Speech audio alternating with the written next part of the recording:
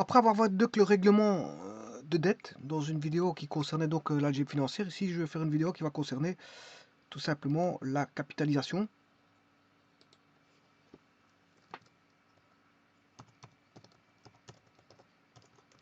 La capitalisation.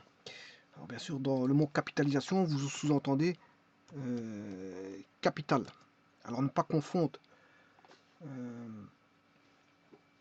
la capitalisation de l'actualisation.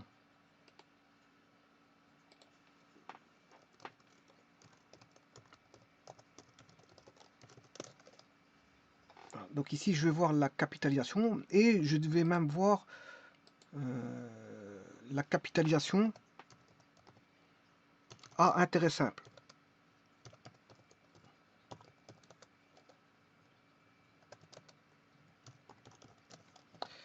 Alors,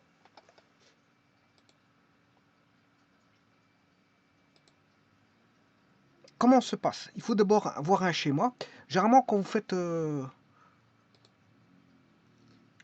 voilà, dans la G financière, la première des choses à faire, c'est de voir ce qui s'y passe en gros. Alors, donc, c'est l'interaction entre deux personnes au niveau financier.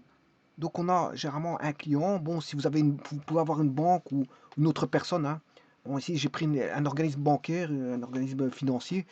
Voilà, alors que j'aurais pu personne prendre voilà, une transaction de personne à personne. Bon, mais ici, bon, la façon la plus facile d'expliquer, c'est en prenant bon, un client et la banque. Alors, deux cas peuvent survenir. Bon, soit le client retire de l'argent qu'il possède, ou alors, soit il ne possède pas cet argent-là et il le retire. Alors, s'il retire de l'argent alors qu'il ne le possède pas, et qu'il ne lui appartient pas, à ce moment-là, il fait appel à ce qu'on appelle à une dette. Il fait appel à une dette. Bon, si il fait une dette, c'est-à-dire que le client va rechercher de l'argent qui ne lui appartient pas, qui appartient bien sûr à la banque. Hein. Le client va chercher de l'argent qui ne lui appartient pas à la banque qui possède cet argent-là. Donc, il va faire ce qu'on appelle une dette, voire un crédit. Un crédit. Donc, il a une dette. Donc, dans ce cas-là, bon, le client est débiteur et la banque est créancière. Bon, un autre terme de créancier, c'est créditeur. L'argent à qui ça est dû ben, est le créancier. Bon, si on doit de l'argent à la banque, ben, la banque est l'organisme créditeur. Donc c'est lui qui va donner l'argent, l'organisme créditeur. Et donc le client devient, comme il a pris l'argent, la dette est vis-à-vis du client, il est débiteur. Donc on a l'organisme bancaire qui est créditrice ici, créditrice. Donc la banque est créditrice, ou on peut appeler la banque qui est le créancier. Voilà. Et donc qu'est-ce qu'on a dans ce schéma-là? Ben, on a l'objet d'une dette, d'un crédit, donc forcément d'un emprunt. On a un emprunt qui est en jeu. Donc dans ce schéma-là, on a les rôles qui sont actés des différents, on va dire, protagonistes faisant partie du schéma d'interaction, bien sûr, de transactions financières. On a le schéma bon, où le client va emprunter de l'argent et donc la banque est créditrice ou si vous voulez, elle est... bon, ici je ne sais pas ce qui se passe, mais juste un petit instant, je vais insérer juste l'objet. Voilà. Voilà, ça c'est l'emprunt, donc on a un débiteur et un créancier. Maintenant, on a un schéma inverse qui peut se produire par avoir ce qu'on appelle une capitalisation. Capitalisation. Alors, quand est-ce qu'on a la capitalisation? Ben, c'est le schéma inverse, c'est-à-dire que le débiteur, cette fois-ci, devient la banque et le client devient le créancier. Alors, quand est-ce que ça arrive? Mais quand on fait un dépôt d'argent. Quand on fait un dépôt d'argent, bien, c'est comme si la banque avait emprunté. Bah oui, pourquoi? Parce que l'argent n'appartient pas à la banque. C'est de l'argent qui provient du client. Donc le client devient créancier. Et donc la banque elle a intérêt à faire attention à votre argent. Voilà, et quand vous avez besoin de votre argent, vous allez rechercher. Et donc là, la capitalisation, ben, euh, euh, la banque est débiteur parce qu'elle devient, elle est en dette vis-à-vis de vous parce que c'est votre argent, et le client est le créancier parce que c'est votre argent. Et comme vous n'avez pas d'autres moyens de placement, vous le passez en banque et donc vous faites en sorte que la banque a une dette vis-à-vis de vous. Bon, parce que c'est votre argent. Ben, les jours où vous décidez d'en l'enlever, pour autant que la banque le veuille, parce que c'est vrai qu'une fois que vous avez mis votre argent en banque, pour les enlever, c'est un petit peu compliqué. Voilà, voilà, vous devez faire, voilà, euh, donner des raisons là pour lesquelles vous voulez votre argent. Alors, ceci va dénoter, ce schéma-là va dénoter toujours d'un même mécanisme. Alors, ce mécanisme va dépendre du fait que cet argent-là qui va être placé pendant une durée. Pendant une durée. Et cette durée, bien sûr, vous aurez compris que c'est le temps qui est fixé, on définit le temps. Il y a des, voilà, des années, des mois, des quinzaines, voilà, etc., etc. Donc on définit le temps. Et dans les calculs, le temps, il faudra faire attention si vous avez affaire à une quinzaine ou si vous avez affaire à voilà, une période comptée en mois ou en... Voilà, et ça, il faudra faire attention avec les calculs. Donc les fractions de temps seront définies par rapport à voilà, si vous avez une quinzaine ou, ou un calcul par semestre ou trimestre ou tralali tralala. Donc le temps là va jouer en la faveur de celui qui a déposé euh, son argent. Donc la capitalisation va ramener des intérêts, tout comme l'emprunt va ramener des intérêts. Alors l'emprunt va ramener des intérêts chez le créancier, bien sûr, et la capitalisation va ramener toujours des intérêts chez le créancier.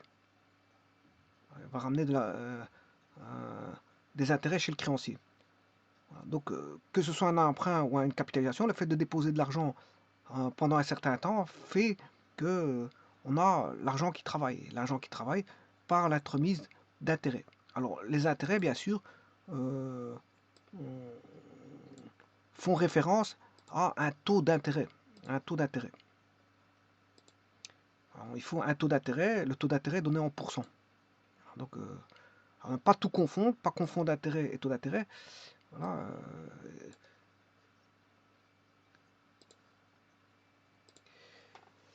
alors, donc si une personne emprunte, bon, on peut emprunter de différentes manières. Il y a des organismes de crédit, des organismes bancaires, ou vous pourrez emprunter chez un ami, hein, un ami avec des documents bien sûr voilà, relatifs au droit commercial pour lesquels vous devez entre-signer les papiers.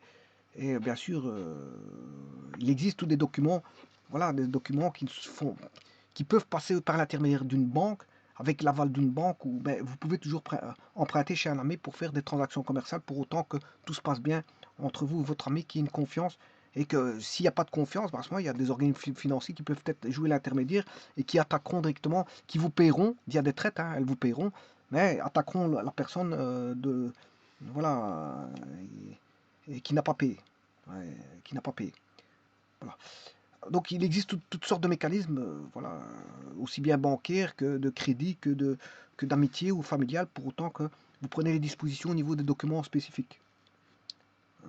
Bien sûr, signé, paraphé, signé, daté. Parfois avec on va dire avec comment est-ce qu'on appelle ça? Un témoin. Un témoin. Alors, donc comme si une personne emprunte de l'argent auprès d'un organisme bancaire ou financier ou d'une autre personne pendant une certaine durée, donc le temps intervient, il est habituellement convenu que lors du remboursement, elle s'acquitte d'une somme supplémentaire proportionnelle à la durée. Donc c'est fonction de la durée, du placement euh, et, euh, et au capital placé. Alors ça, je montrerai après en changeant le taux d'intérêt. Vous allez voir que l'intérêt va changer et je vais changer le capital de départ. Plus le capital de départ est grand, plus la capitalisation sera grande. Et plus les taux d'intérêt sont grands et plus la capitalisation est grande. Donc c'est fonction du taux d'intérêt et de la capitalisation de départ, du montant initial. Donc, qu'est-ce que c'est que l'intérêt? C'est la somme que rapporte un capital placé. Voilà, ça, c'est vrai pour un emprunt aussi, hein. Bon, l'emprunt, ça rapportera, je veux dire, des intérêts aux créanciers. Et la capitalisation, ça va ramener toujours des intérêts aux créanciers. Donc ça profite toujours aux créanciers. Alors le taux d'intérêt, c'est le pourcentage qui détermine bien sûr le revenu annuel d'un capital placé. On a le capital qui est la somme d'argent qui est placé, enfin la somme d'argent possédée par un individu et pouvant rapporter un intérêt. Alors l'intérêt simple s'applique, attention à ce que je vais dire, parce qu'il y a l'intérêt simple et l'intérêt composé. L'intérêt simple s'applique généralement aux prêts et placements à court terme.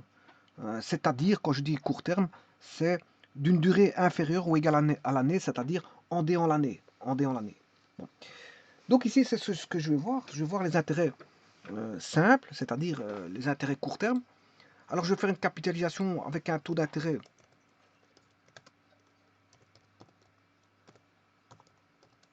je prends de 3%, 3,5%. Bon, c'est ce qui est c'est un petit taux, ça. Hein. C'est un petit taux. Généralement, ici, les taux sont bas dans les banques pour l'instant. Voilà, sont proches de zéro. Mais ici, je vous ai pris quand même un bon taux, 3,5%. Alors, bien sûr, je vous ai dit qu'il y a les mensualités. C'est au cours de l'année. Hein. Je vais utiliser les intérêts simples, donc c'est en cours de l'année. Donc, je travaille en mensualité. Voilà une première mensualité. Voilà la seconde. Allez, je vais aller jusqu'à un maximum de... On va essayer de faire ça sur 12 mois.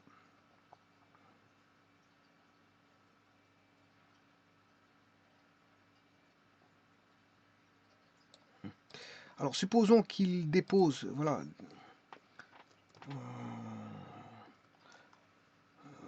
dépôt initial.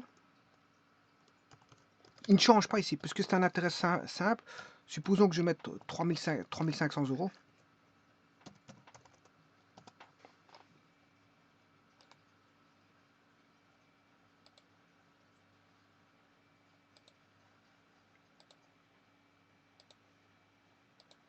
Alors, il ne va pas changer. L'intérêt simple, il ne change pas. C'est ça l'intérêt simple, c'est ça. L'intérêt simple, vous avez quelque chose qui ne change pas. Vous êtes toujours calculé par rapport au même montant. Donc là, vous avez le dépôt. Et là, on va mettre, bien sûr, l'intérêt. Et bien sûr, la somme, si vous enlevez la somme, la valeur acquise, hein, valeur acquise de la capitalisation, après un certain temps, par période ici. Donc ici, l'intérêt va tout simplement être calculé par rapport aux 3500 euros, fois les 3,50% fois le taux d'intérêt, fois combien de mois c'est resté. Bon, ici, c'est resté un douzième de mois. Voilà. Donc, vous avez un intérêt de 10 euros.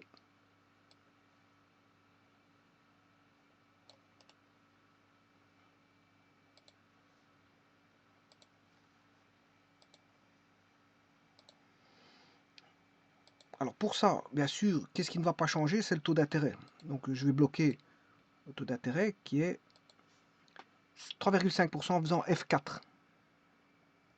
F4, voilà, je le bloque. Et maintenant, je peux tirer les cellules. Voilà. Et bien sûr, la valeur acquise, ben, c'est la somme. Hein, 3500 plus 10,21. Voilà, on a 3500, 10,21. Ah, je fais le calcul, 3622. Bon. Alors maintenant, on va regarder quelques petites choses.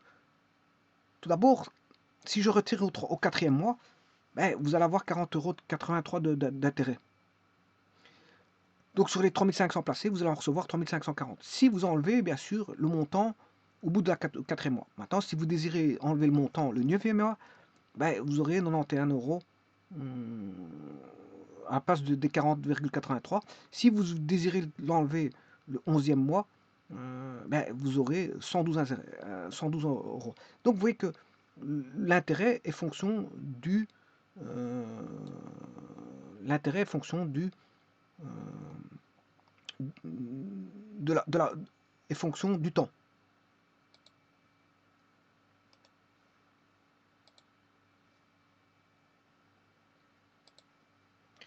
Donc, l'intérêt, que j'appelle I,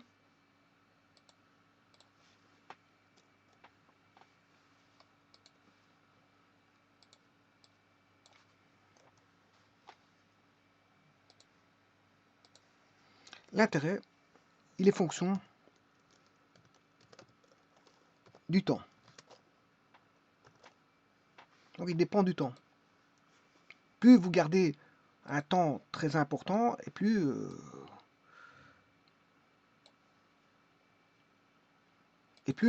l'intérêt va être important.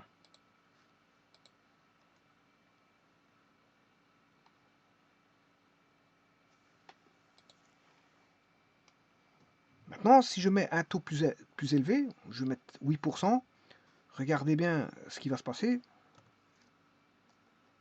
Je mets à 8%, et là, vous voyez que les montants sont nettement plus grands.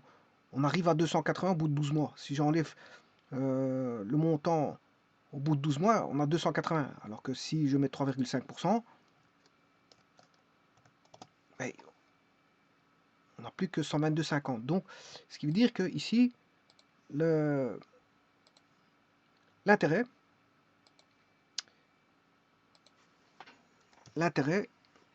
est fonction du taux d'intérêt. Donc, les fonctions du temps d'intérêt. Bon, maintenant, toujours pour un même montant, je reviens au montant, au taux d'intérêt de 3,50. Maintenant, si je mettais un capital de 5 000 euros,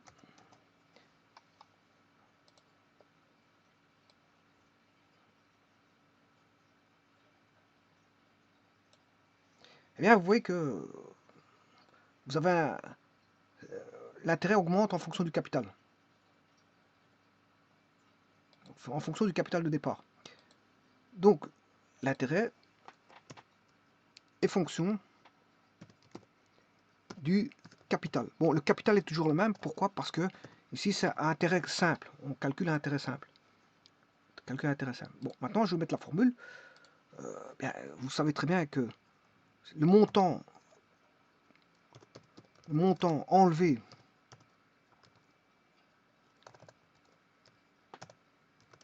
au temps t, qui est la période, hein, période 1, 2, 3, bon, voilà, c'est voilà, c'est ici c'est par mensualité, ça va de 1 à 12. Donc c'est 1 douzième, 2 douzièmes, 3 douzièmes, etc. Voilà, c'est par mensualité ici. Donc au temps t, c'est la mensualité 2, mensualité 3, mensualité 4, etc. Le montant enlevé à la mensualité t, au temps t ici, le temps c'est une mensualité, hein, dans ce cas-ci, voilà, c'est égal bien sûr au capital de départ que j'appelle montant placé au départ, capital initial, c'est 0, plus l'intérêt. Mais je vous ai dit que l'intérêt, il dépendait du capital de départ. Là, il est marqué juste au-dessus. L'intérêt, donc on a le capital de départ plus l'intérêt, mais il s'avère que l'intérêt est fonction du temps, t, fois le taux d'intérêt, qu'on appelle I, hein, le taux d'intérêt c'est I, qui est donné en pourcent, hein, 10%, voilà, ou en décimale, si vous ne voulez pas mettre en pourcent, vous mettez en décimale, voilà, fois, bien sûr, le capital de départ. Voilà. Et alors, bon, si maintenant je mets C0 en évidence, C0, eh bien, c'est fois 1 plus I fois T. 1 plus I fois T.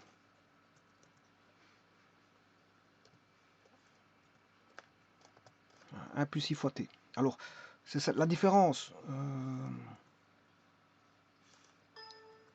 Ici, on a un produit, alors que en composé, en intérêt composé, on a une puissance. Le temps devient une puissance. Bon. Alors, le montant enlevé au temps t, c'est le capital au temps t. CT. Donc, CT n'est rien d'autre que C0, 1 plus IT. Alors, quand on a un produit I fois T, le temps est multiplié par rapport aux intérêts. Voilà, c'est un, voilà, euh, intérêt simple. Vous voyez la formule des intérêts simples. Donc ceci, c'est la formule du calcul des intérêts simples. Alors le temps ici, il est compté en mensualité, donc c'est en douzième. Je dois faire, bon, fois 1 douzième si je retire le premier mois, fois 2 douzièmes si je retire le deuxième mois, et ainsi de suite. Voilà. Donc là, j'ai bien, vous voyez, 1 douzième, voilà, 4 douzièmes, et ainsi de suite. Voilà. Alors maintenant, on va regarder ce que ça va donner. Bien sûr, ça donne une droite. Ça donne une droite. Hein. C'est l'équation d'une droite, hein, rien de plus. Dans un graphique, c'est l'équation d'une droite. Donc on a, si vous voulez,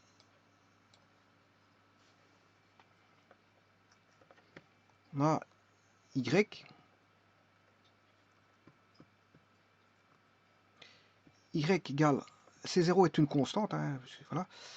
Alors 1 plus, alors I fois T, c'est le taux, je l'appelais A, X. Voilà, je peux écrire que c'est K plus K à X. Ça veut dire qu'on a un K à X. K à X, je l'appelle A X. Et le plus K, je l'appelle B. Donc c'est bien l'équation d'une droite AX plus B. Donc c'est l'équation d'une droite. D'ailleurs, vous allez voir tout de suite. Je sélectionne les périodes. La variable indépendante, c'est les périodes. Donc je vais, voilà, je fais CTRL pour reprendre de nouveau les valeurs acquises. Et là, je fais insertion d'une ligne, voilà, comme ceci. Et voilà, vous voyez que c'est une droite. Hein.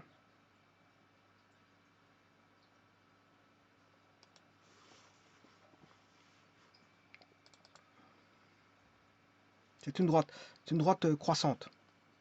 Voilà, elle croît très peu. Voilà, elle croît très peu. Pourquoi? Parce que le coefficient angulaire est petit. Alors qu'est-ce qui fait le coefficient angulaire ici? Ben, je vous l'ai dit, c'est KAX. C'est le K. Le K, je vous rappelle que c'est 3500 ici. Voilà, enfin, ici c'est 5000, j'ai repris 5000.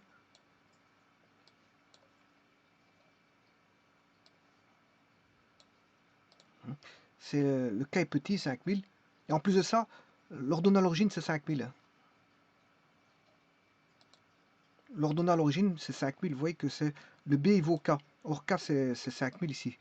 Donc, l'ordonnée à l'origine. Et comme le taux est petit, voilà, le taux il est petit, ben, on a un A qui est petit.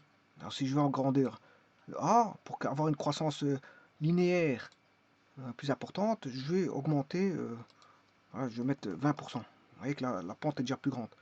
Alors, si je mettais 80%, bon, ça, vous n'aurez pas, bon, bien sûr, ça reste quand même quelque chose de plat, parce que pour avoir quelque chose de grand, il faut avoir des grands pourcentages, mais ça, vous n'aurez jamais dans une banque. Hein.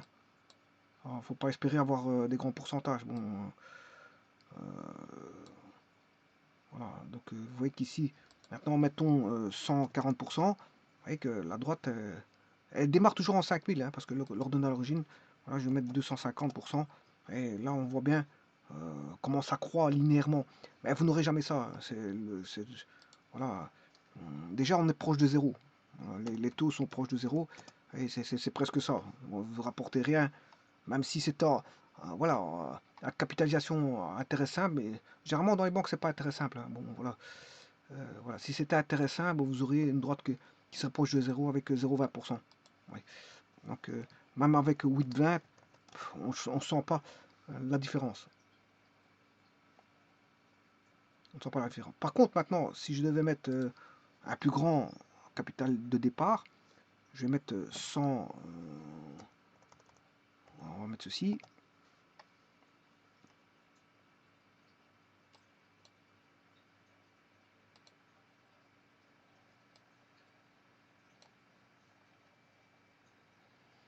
Mais là, malgré tout, la fourchette est entre 100 000 et 120 000. Hein. On a une petite fourchette, mais elle est quand même entre 100 000 et 120 000. Bon, ça fait quand même c'est normal, parce que bon, on a un plus grand montant, même que ça croît moins, ça croît un peu plus fort que, parce que j'ai augmenté le taux de croissance, comment? J'ai augmenté le K, tout en gardant le K, le A. Si vous augmentez en gardant le A, en augmentant le K, ben, j'augmente le coefficient angulaire A.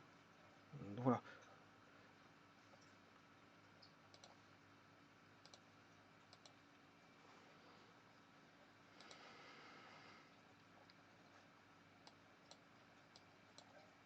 Et donc vous pouvez faire des simulations comme ceci, hein, à différents taux et en différents taux d'intérêt bien sûr. Vous voyez que donc l'intérêt est variable, hein. Il varie en fonction du taux, du temps, voilà, du temps. Plus le temps augmente et plus l'intérêt augmente. Donc c'est comme ça.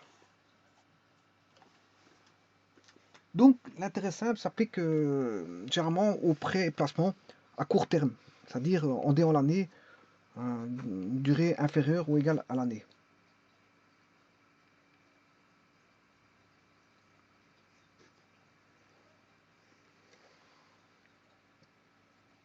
Et donc la valeur acquise est égale au capital initial augmenté de l'intérêt produit pendant le temps du placement. Alors je vous rappelle encore une fois le calcul des dettes. Calcul des dettes. Voilà, le calcul des dettes s'apparente aussi, hein, quand vous faites un règlement des dettes, ça, vous avez plus ou moins la même formule, mais pour une valeur acquise des dettes, pas pour une valeur actualisée des dettes. C'est-à-dire, bon, c'est quoi règlement des dettes? Ben, c'est quand vous avez des dettes et que vous postposez les dettes. Bon, certaines seront postposées et d'autres on aura des dettes au-delà et des dettes, enfin, au plus tard et des dettes au plus tôt. Donc, celles qui sont à commun accord payées à un moment donné, à payer à un moment donné, ben, tout ce qui était avant seront des dettes à valeur acquise de dette, il faudra les payer. Et donc, bon, ce sera la formule que vous voyez là. Sinon, si elles sont après, ben, c'est des valeurs actualisées de dette. Mais ça, j'ai expliqué ça dans une vidéo. Allez la voir, j'ai même mis des chiffres et des montants. Moi, en tout cas, vous voyez que CT c'est égal à C0 plus I est de nouveau une formule qui s'adapte pour les dettes. Mais pour les valeurs acquises de dette, pas pour les valeurs actualisées de dette là où on a un escompte, parce qu'on paye avant l'arrangement. On paye les dettes avant l'arrangement. Voilà. Alors que les valeurs acquises de dette, on paye sa dette au-delà d'une échéance, au-delà d'une échéance qui est revue comme un nouveau point de paiement, tiré d'un commun accord entre le créancier et le débiteur. Il se dit, bon, on va payer plus tard, et le créancier est d'accord, il dit, bon, ça va, il n'y a pas de problème. À ce moment-là, il y a la notion de le delta T qui va intervenir, hein, cette notion de delta T. Mais allez voir la vidéo, ça explique tout ça. Ici, je fais tout simplement ce lien ici pour vous dire que c'est égal C0 plus I. Ici, la valeur acquise de dette, ben, c'est la même formule que, que celle qu'on utilise ici. C'est égal C0 plus 1 une fois IT. 1 plus IT. C'est la même formule. Pour en valeur acquise, hein, pas pour la valeur pas pour la valeur actualisée. Voilà, allez voir la vidéo, vous allez bien comprendre. Bon, c'est pas trop compliqué à comprendre. Voilà, donc une fois que vous avez compris ça, je vous remercie.